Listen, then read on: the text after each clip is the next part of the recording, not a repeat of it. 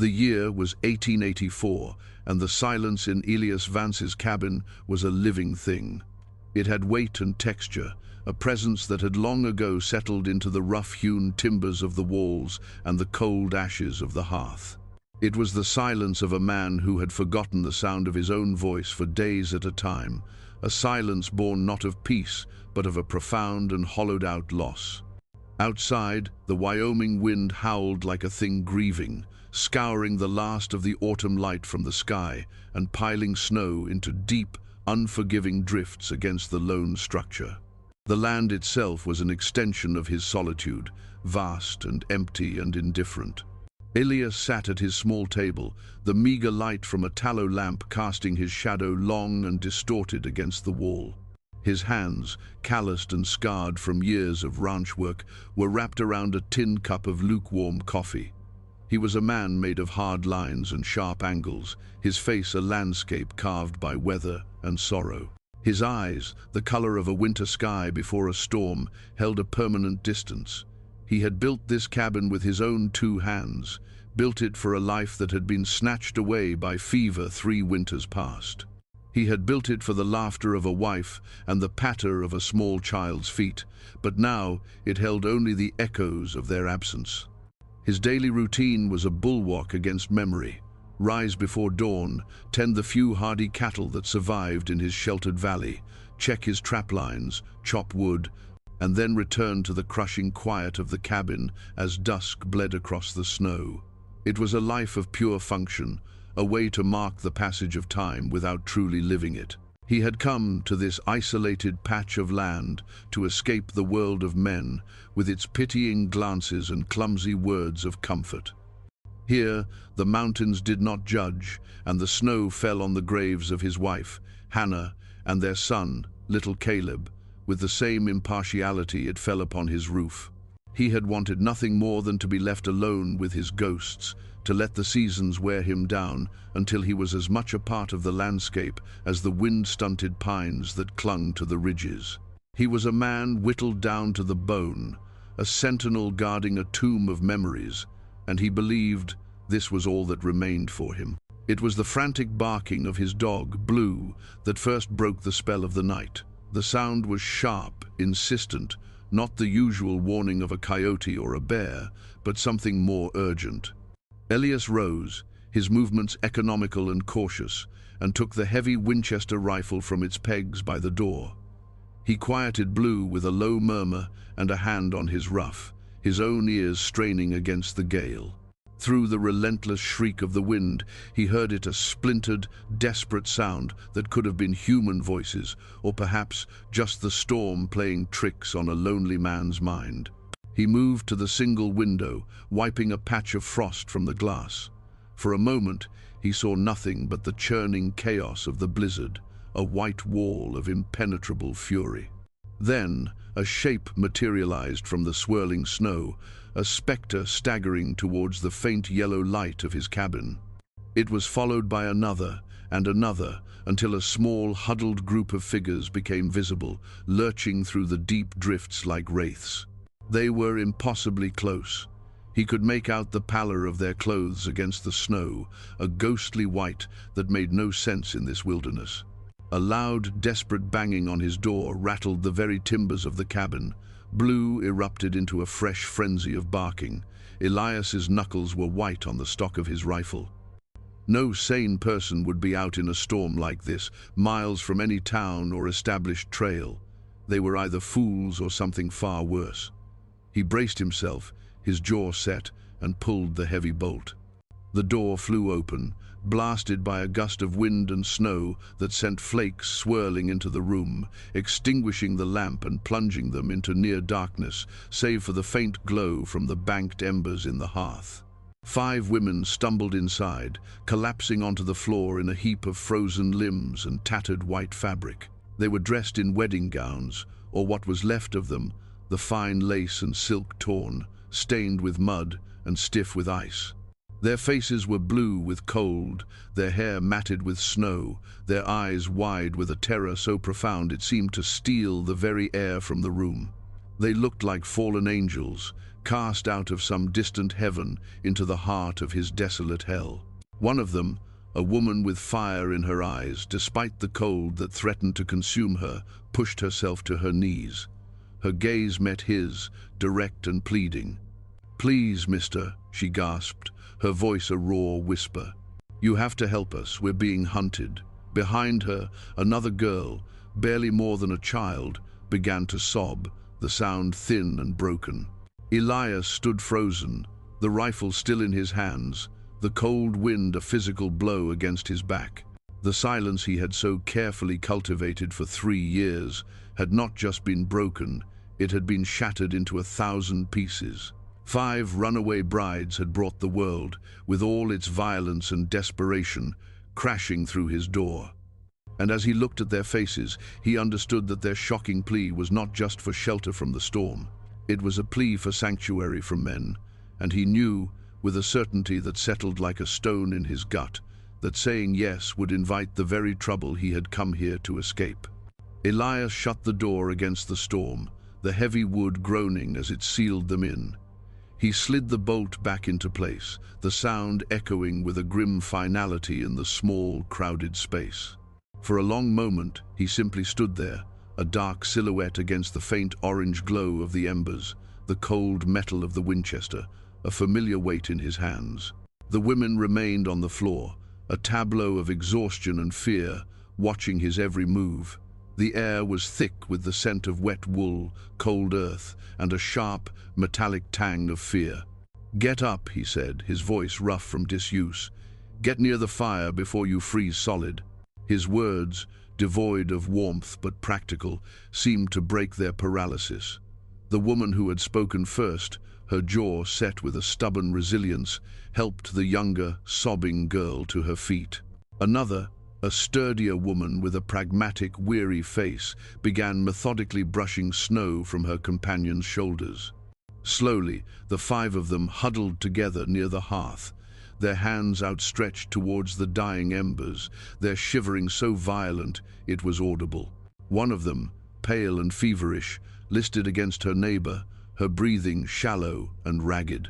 Elias moved with a deliberate slowness, not wanting to spook them further. He laid the rifle on the table and knelt at the hearth, adding small, dry pieces of kindling, coaxing the embers back to life. Flames licked upwards, catching the wood, and a growing circle of light pushed back the shadows, illuminating the women's faces more clearly. They were all young, their expressions a mixture of desperation and defiance. The state of their wedding dresses told a story of a frantic, brutal escape through unforgiving terrain. He filled a kettle with water from a bucket and set it on the iron hook over the fire. He said nothing, and neither did they. It was a silence of assessment, thick with unspoken questions. He could feel their eyes on him, gauging his intent, searching for signs of threat or salvation. He was acutely aware of the intrusion, the sudden and overwhelming presence of life and trouble in a space he had reserved for ghosts. The woman who seemed to be their leader finally broke the quiet. "My name is Clara Shaw," she said, her voice gaining a little strength in the growing warmth. "Thank you for letting us in." She gestured to the others. "This is Martha, Beatrice, and Esther. The one who is ill is Abigail." Elias gave a curt nod, his gaze lingering for a moment on Abigail's flushed cheeks and labored breathing. "Who's hunting you?" he asked, his tone flat. He wanted the facts, unadorned. Pity was a luxury he could not afford. Clara's expression hardened. "A man named Garrett Blackwood, from the mining camp over at Crimson Gulch." Elias knew the name. Blackwood was a man who had built a small, rotten empire on the desperation of others. He ran the saloon, the supply store, and, it was rumored, anything else that turned a grubby profit. He was known for his ruthlessness and the brutal men he kept on his payroll. Crimson Gulch was a hard place, and Garrett Blackwood was its hardest edge. "What does he want with you?" Elias asked, though he was beginning to piece together the grim picture. It was Martha, the practical one, who answered, her voice laced with a bitter cynicism. "He wants his property back. That's what we were, mail-order brides, bought and paid for. Only he wasn't looking for wives for the miners. He was looking for girls for his saloon." The word property hung in the air, ugly and sharp. Esther, the youngest, flinched at the bluntness of the words, pulling her tattered veil tighter around her shoulders like a shroud. Beatrice, a quiet woman with watchful eyes, simply stared into the flames, her face unreadable. So this was their shocking plea. It was not just for a roof and a fire. They were fugitives, escaped chattel. To harbor them was to declare war on a man like Blackwood. It meant inviting violence, a siege, a fight that a solitary man on an isolated ranch had no hope of winning. Everything in him screamed to turn them back out into the storm. It was not his fight. He had sought this solitude precisely to avoid such entanglements. But then he looked at them again. He saw the raw fear in Esther's eyes, so like the look in a cornered doe. He saw the fierce, protective anger in Clara's face as she wrapped an arm around the trembling girl. He saw the sheer, bone-deep weariness of Martha and the quiet endurance of Beatrice. And he saw Abigail, shivering uncontrollably now, her life hanging by a thread. He saw not property, but people, frightened, determined, horribly vulnerable people. He thought of Hannah, of her strength and her kindness. What would she have done? The question was a sharp pain behind his ribs. He knew the answer. He had run from the world of the living, but it had found him anyway, delivered to his doorstep in the form of 5 broken brides. He stood up and walked to a large wooden chest at the foot of his bed. He opened it, the hinges groaning in protest, and pulled out several thick wool blankets. They smelled of cedar and disuse. He carried them over to the women.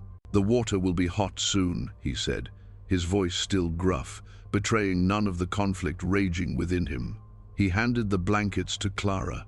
"Get her," he gestured toward Abigail, "wrapped up. The rest of you, too. You can sleep by the fire." Clara took the blankets, her eyes searching his for a long moment. She found no softness, no reassurance, only a grim resolve, but for now, it was enough. "We have some money," she offered, her voice low. "We can pay for our keep." Elias shook his head. "Keep your money. You'll need it." He turned away, busying himself with making coffee, his back to them. "The storm will cover your tracks for a day or two. After that, Blackwood will come." He did not say, "I will protect you." He did not say, "You are safe here." He offered no promises he wasn't sure he could keep. He stated only the facts. But in choosing not to send them away, in giving them blankets and the warmth of his fire, he had made a choice. He had opened his door to 5 strangers and, in doing so, had closed it on the solitude he had thought would be his tomb. The silence was gone, replaced by the sound of ragged breathing and the simmering of a kettle, and Elias Vance knew his war had just begun. The first few days were a tense dance of proximity and distance. The cabin, which had always felt empty and vast in its silence, was now impossibly small, crowded with the rustle of movement and the low murmur of female voices. Elias felt like a bear whose cave had been invaded, his every routine disrupted, his solitude shattered. He moved through the space with a guarded stiffness, acutely aware of the 5 pairs of eyes that followed him.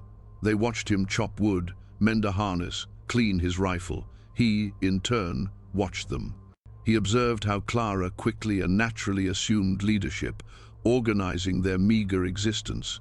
She rationed the food he provided without him having to ask, her movements efficient and her gaze missing nothing. He saw Martha's skepticism in the way she tested the floorboards before putting her weight on them, the way she assessed the cabin's construction, her eyes lingering on the bolt of the door and the shutters of the windows. She was a survivor, and she trusted nothing and no one, least of all their reluctant host.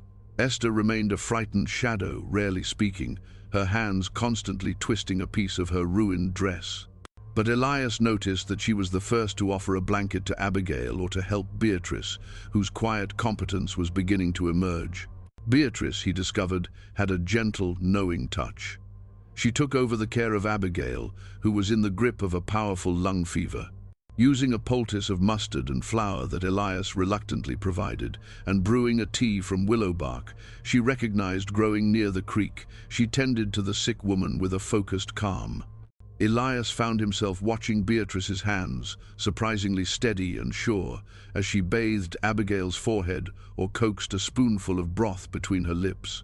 There was a quiet strength in her that belied her unassuming presence. Communication was sparse and strictly functional. More wood is needed.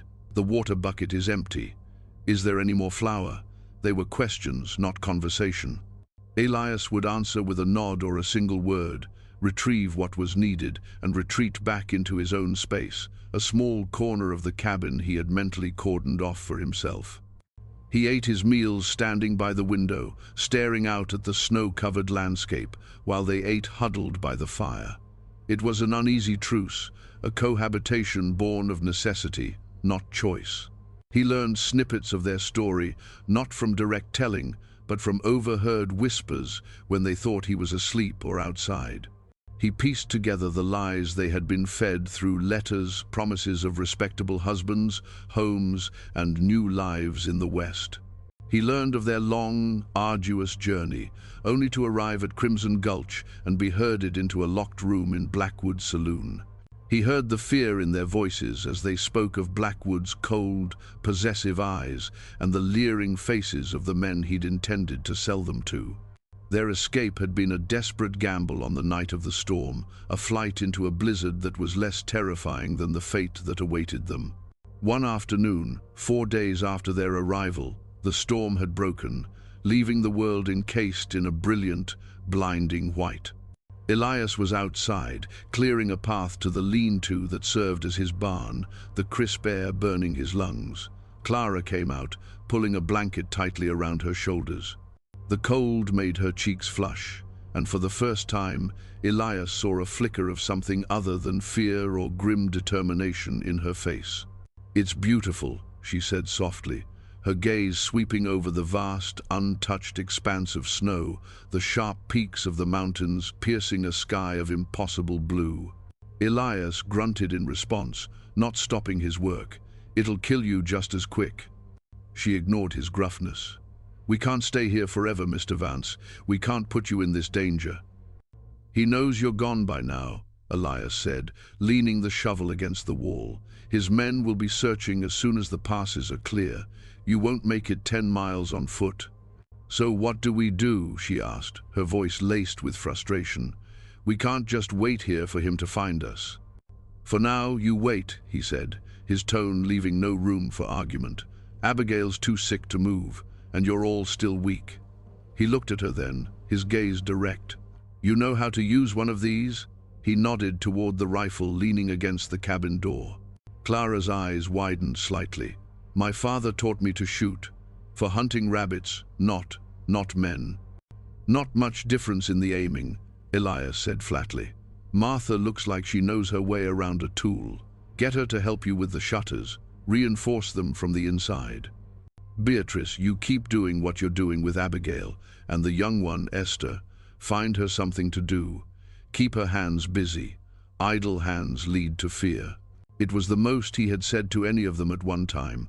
It was not an offer of comfort, it was a strategy for survival, but it was also a shift. He was no longer just a provider of shelter, he was including them, acknowledging their presence not as burdens, but as potential participants in their own defense. He was giving them tasks, a purpose beyond just cowering by the fire. Clara watched him walk away toward the cattle, a tall, solitary figure against the vast white canvas. She saw the profound loneliness in the set of his shoulders, the deep-seated pain he tried so hard to conceal. She was beginning to understand that they had not just stumbled into a cabin, but into the heart of a man's carefully constructed exile. And she realized, with a dawning clarity, that in forcing him to face their trouble, they had also forced him to face the world again. The barriers were still there, high and cold as the surrounding peaks, but for the first time she saw a crack, a small fissure through which a fragile, tentative connection might begin to grow. The days that followed settled into a new, strange rhythm. The cabin became a hive of quiet, purposeful activity. Under Clara's direction, the women worked to earn their keep and prepare for the inevitable confrontation. Martha, proving Elias's assessment correct, showed a surprising aptitude for carpentry. Using his tools, she and Clara reinforced the shutters until they were sturdy enough to withstand a heavy blow. Beatrice continued her tireless care of Abigail, whose fever finally broke one evening, leaving her weak but lucid for the first time. The collective sigh of relief in the cabin was a tangible thing, a moment of shared victory that briefly warmed the chilly air between them. Elias found a role for Esther. He brought in a stack of his old, worn-out shirts and a leather working kit. "We'll need patches for saddlebags, maybe extra bindings," he said, his voice gruff as he showed her how to use the awl and thread. The simple, repetitive task seemed to soothe her frayed nerves. Her small hands, initially clumsy, grew more adept with each stitch. It was the first time he had initiated an interaction that was not about a direct, immediate need, and the small act of guidance did not go unnoticed. He began to speak more, not in long conversations, but in small offerings of information. He taught them to distinguish the call of a hawk from that of an eagle, pointed out the tracks of a snowshoe hare near the woodshed, and explained why he banked the fire a certain way at night to conserve wood.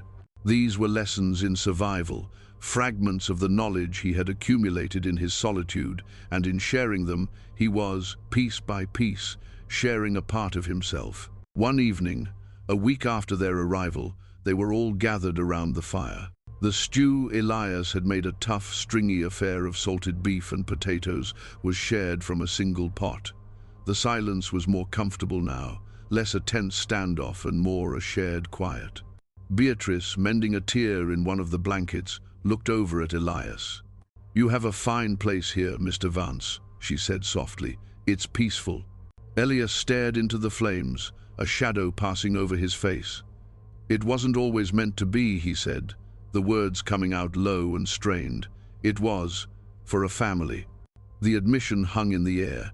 None of them dared to ask more, but the unspoken truth of his loss settled among them, explaining the deep well of sadness in his eyes, the hollowed-out nature of his existence.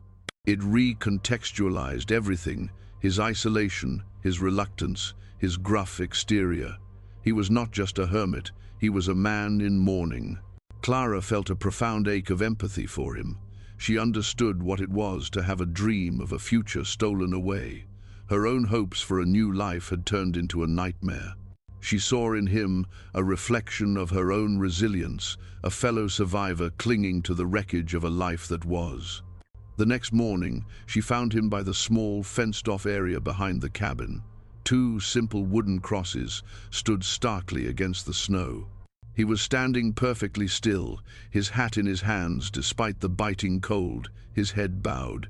He did not seem to notice her approach. She stopped a respectful distance away, not wanting to intrude on the sanctity of his grief. When he finally turned, his eyes were raw. He did not seem surprised to see her there. "My wife, Hannah," he said, his voice hoarse, gesturing to the larger cross. "And our boy, Caleb. The fever took them. 3 years ago now." "I'm so sorry," Clara whispered, the words feeling utterly inadequate. He simply nodded, his gaze returning to the graves. "She would have liked you," he said after a long pause. "She had a fire in her too. Never backed down from a fight she believed in." He looked at Clara then, a flicker of something new in his expression, not pity, but a kind of recognition, a shared understanding of strength forged in hardship. "She would have taken you all in without a second thought, wouldn't have been as grim-faced about it as me." It was the closest he had ever come to a confession of his own internal struggle. He was not just protecting them out of a reluctant sense of duty. He was honoring the memory of the woman he had lost. In that moment, standing by the graves of his past, the wall between Elias and Clara crumbled significantly. They were no longer just a man and a refugee, but two people bound by a common thread of loss and an unspoken will to endure. Later that day, the shift was palpable. Elias began taking his meals with them by the fire. He answered their questions about the ranch, about the cattle, about the land. He even let a small ghost of a smile touch his lips when Esther, proud of her handiwork, showed him a perfectly stitched leather patch. The cabin began to feel less like a temporary shelter and more like a shared fortress. They were no longer 5 desperate women and a solitary man. They were a unit, a strange and unlikely household, bound together by a shared threat and the slow, tentative growth of mutual respect and empathy. They were preparing for a war, but in the process, they were inadvertently building the foundations of a home. The fragile peace was broken on a cold, clear afternoon, 2 weeks after the women's arrival. Blue, who had become a shared companion and a reliable sentinel, suddenly shot up from his spot by the hearth, a low growl rumbling in his chest. He ran to the door, his barking sharp and insistent. Elias was on his feet in an instant, grabbing the Winchester. The women froze, the color draining from their faces. The moment they had all been dreading was upon them. Elias peered cautiously through a small crack in the window shutter. On the ridge overlooking the valley, 3 riders were silhouetted against the pale winter sky. Even from this distance, he recognized the confident, predatory posture of the man in the lead. Garrett Blackwood had found them. "They're here," Elias said, his voice a low, grim statement of fact. 3 of them. Panic flared in Esther's eyes, and she let out a small, terrified whimper. Clara immediately went to her, her arm a steadying presence.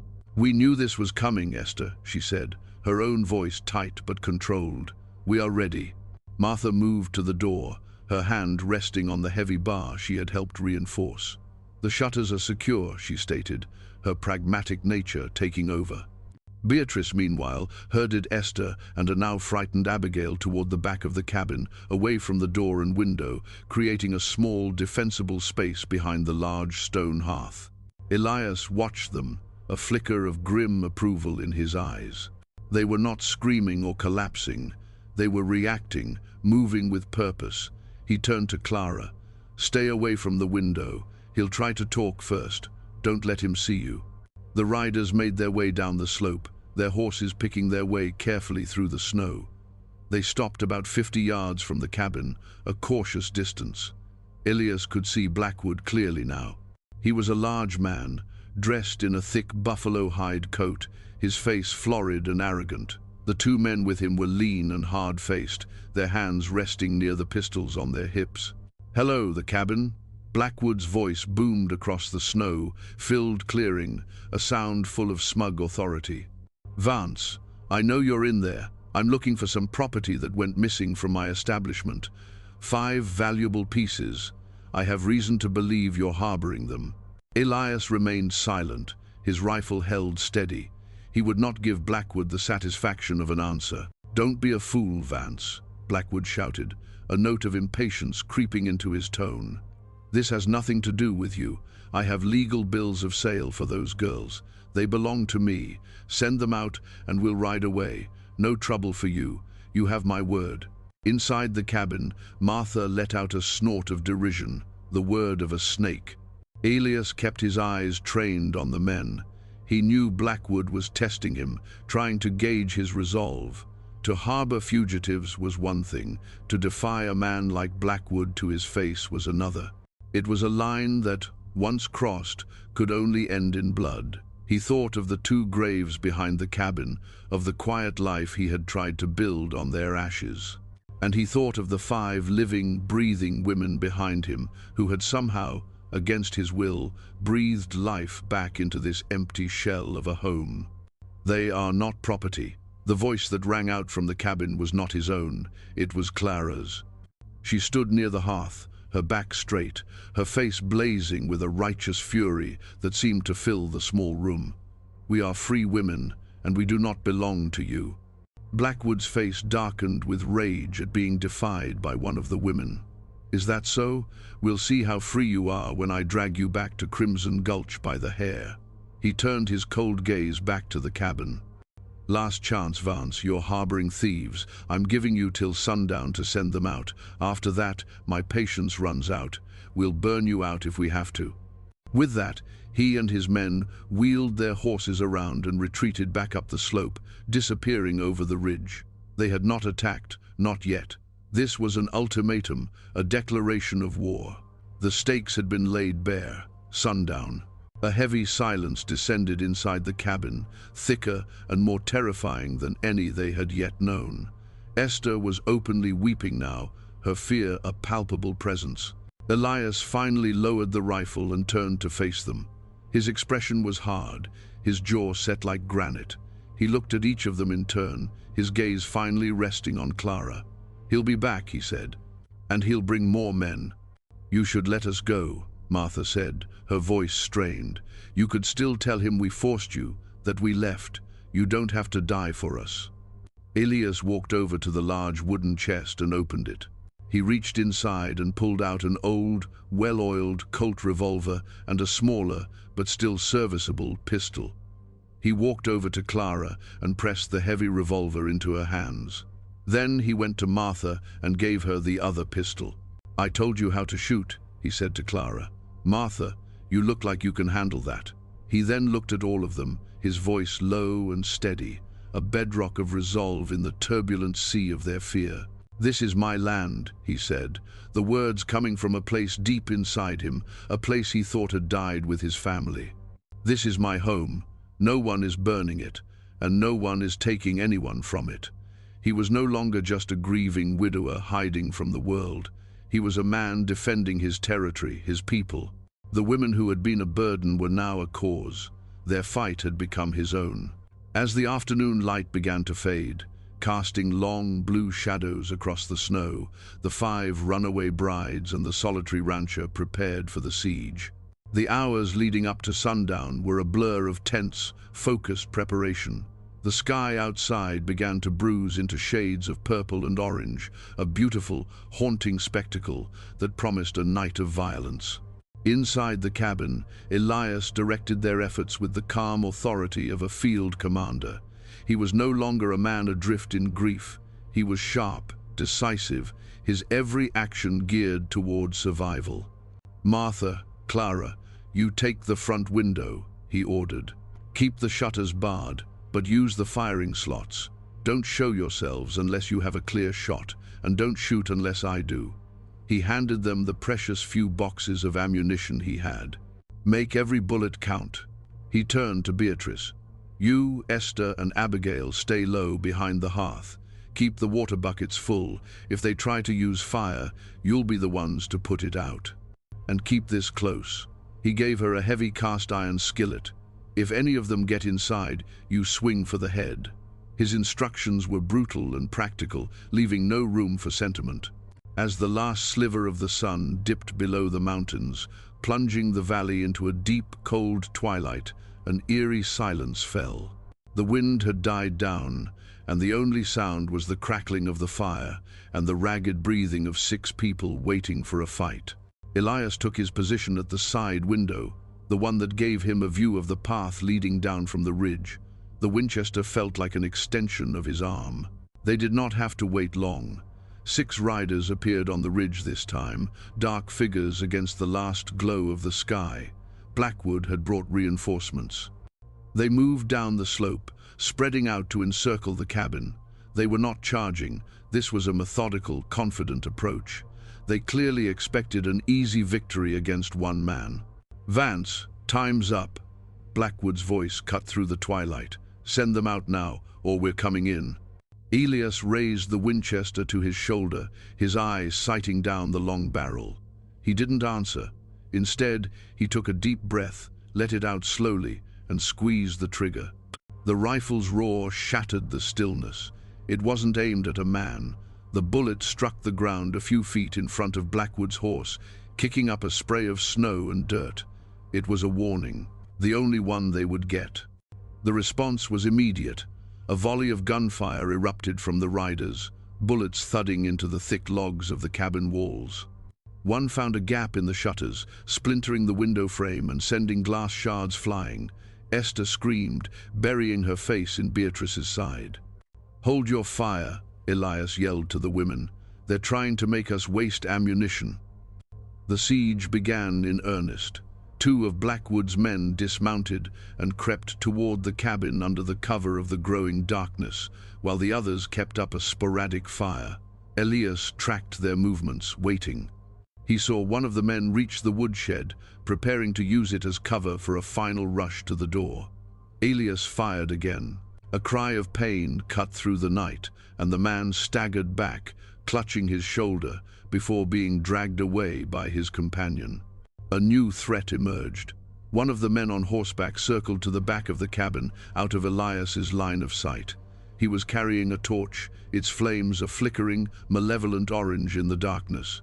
"He's trying to fire the barn," Elias shouted. Before he could decide what to do, the report of a pistol shot echoed from the front of the cabin. It was a sharper, higher sound than his rifle. From her position, Martha had seen the man with the torch.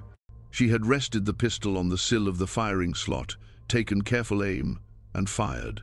The man yelled in surprise as the torch flew from his hand, sputtering out in the snow. He quickly retreated. A grim smile touched Elias's lips. They were fighting back. They were not helpless. Enraged, Blackwood changed tactics. "Forget taking them alive. Burn the whole damn place to the ground," he roared. The remaining men dismounted, using their horses as shields as they advanced, all of them now carrying lit torches. This was the moment Elias had feared. He could not shoot all of them at once. They began to rush the cabin from 3 sides. "Clara now!" Elias yelled. Clara took a deep breath, aimed her heavy revolver at the closest charging figure, and fired. The kick of the gun jarred her arm, but the man stumbled and fell. At the same moment, Elias took down another, but there were still 2 more, almost at the walls, their torches held high. One of them hurled his torch onto the roof. Dry shingles, parched by the winter air, began to smoke and then smolder. "Fire on the roof!" Beatrice cried out. She and Esther grabbed the water buckets, but they had no way to reach the flames. Panic began to set in. Suddenly, the front door rattled violently as one of Blackwood's men threw his shoulder against it. The reinforced bar held, but the wood groaned under the assault. Martha stood her ground, her pistol aimed at the door, her face a mask of grim determination. The confrontation had reached its peak. They were surrounded, outnumbered, and the cabin was about to catch fire. It seemed a hopeless fight, but Elias had one last, desperate card to play. Earlier, while preparing, he had noticed the way the wind was picking up again, funneling down through the narrow valley from the north. He had tied a long rope to the heavy iron kettle that Beatrice had filled with animal fat and grease for making soap. "Beatrice, help me with the kettle," he shouted. As she rushed to his side, he smashed the remaining glass from the side window. "When I swing it out, cut the rope." Hefting the incredibly heavy, sloshing kettle, he swung it back and forth like a pendulum, gathering momentum. With a final, desperate heave, he swung it out the window. As it reached the apex of its arc, Beatrice, understanding his intent, slashed the rope with a knife. The kettle flew through the air, tumbling end over end, and crashed onto the ground right in the middle of Blackwood and his remaining man. The hot grease exploded outwards, spattering their clothes and the dry ground around them. At that exact moment, Elias fired his rifle again, not at the men, but at the lantern still hanging from Blackwood's saddle. The bullet shattered the glass, and the burning oil ignited the grease-soaked ground. A wall of flame erupted with a terrifying whoosh, cutting off the attackers from the cabin and trapping them in a circle of fire. Their horses screamed in terror and bolted. Blackwood and his man, their clothes now smoldering, scrambled away from the flames, their attack utterly broken. They fled into the darkness, a disorganized and defeated rabble, leaving their injured behind. The fire on the ground burned itself out quickly in the snow, but the smoldering on the roof was now a small, growing flame. Elias, Clara, and Martha rushed outside, using blankets and shovelfuls of snow to beat out the fire. They worked as a team, their movements synchronized by adrenaline and a shared will to save their sanctuary. Finally, the last ember was extinguished. They stood in the aftermath, panting in the freezing air, the smell of gunpowder and smoke thick around them. The silence that returned was different now. It was not empty. It was the quiet of victory, of survival. Elias looked at the women, their faces smudged with soot, their eyes wide but shining with a fierce, triumphant light. They had faced down the monster from Crimson Gulch, and they had won. In the heart of that dark, violent night, they had defended their home together. In the quiet, cold light of the following dawn, the valley looked peaceful, belying the violence of the night. The snow was trampled and scorched in patches, and one of Blackwood's men, the one Elias had shot in the shoulder, sat slumped against the woodshed, having been abandoned by his employer. He was shivering, more from fear than cold, and surrendered without a fight. The other man Clara had shot had been carried off, leaving a grim trail of blood in the snow. The atmosphere inside the cabin was one of weary relief. The adrenaline had faded, leaving behind a profound exhaustion and a deep, unshakable bond forged in the crucible of the siege. They moved around each other with a new ease, the last vestiges of suspicion and distance burned away by the shared fight for their lives. Beatrice tended to a burn on Martha's arm, while Esther, her fear replaced by a quiet awe, helped Clara clean and reload the pistols.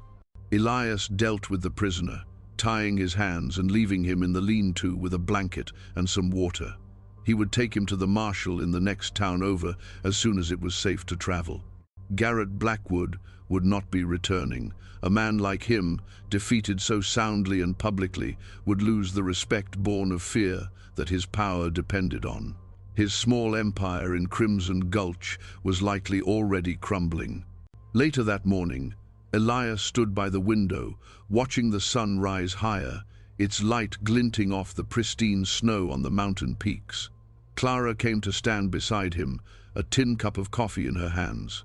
She offered it to him. He took it, their fingers brushing for a brief moment. "It's over," she said, her voice soft. "For now," he answered, but there was no grimness in his tone. It was a simple statement of fact. The world was still a dangerous place, but they had proven they could face it. He took a sip of the coffee. It was hot and strong, chasing away the last of the night's chill. "What will you do now?" he asked, looking at her. "You're free to go wherever you want. Once I take him to the marshal and tell him what happened, no one will bother you." Clara looked around the small, battered cabin. She saw Martha instructing Esther on how to properly bank a fire. She saw Beatrice humming softly as she kneaded a small lump of dough for biscuits. She saw Abigail, pale but smiling, sitting up and wrapped in a warm blanket. The room was filled with the small, comforting sounds of life. It was messy, crowded, and scarred, but it felt more like a home than any place she had ever known. "I don't think we have anywhere else to go," she said, her gaze returning to his, "and I'm not sure we want to." She paused, her expression earnest and hopeful. "We were wondering if you'd have us. We can work, we can earn our keep. Martha is good with tools, Beatrice knows herbs and gardening, Esther can sew anything, and Abigail is stronger than she looks. We can help you run this place. Make it what it was meant to be." Elias looked at her, truly looked at her. He saw the strength that had never wavered, the compassion that had cared for her friends, the fire that had defied a tyrant. He looked around his cabin and saw not an intrusion, but a completion. The silence he had once clung to now seemed like a sickness. The echoes of his past were no longer the only voices in the room. They were joined by new ones, full of life and resilience and hope. He thought of the two crosses behind the cabin. For 3 years, he had been living in the past, a guardian of ghosts. These women were the future. They had not replaced his family, but they had given him a reason to live for something more than just a memory. They had given him a new family, one forged in snow and fear and fire. A slow smile spread across his face, a real smile that reached his eyes and softened the hard lines of his grief. It felt foreign and wonderful. "The roof needs mending," he said, his voice softer than they had ever heard it. "And there are spring plantings to plan. It's a lot of work for one man." It was not a formal acceptance, but it was everything. It was a promise of a shared future, an acknowledgement of a new beginning. As the morning sun streamed into the cabin, illuminating the dust motes dancing in the air, the solitary cowboy was no longer alone. He was surrounded by 5 extraordinary women who had run from a nightmare and found sanctuary not just in a place, but in a person. And together, In that small cabin nestled deep in the Wyoming wilderness, this unlikely family began the slow, quiet work of building a life.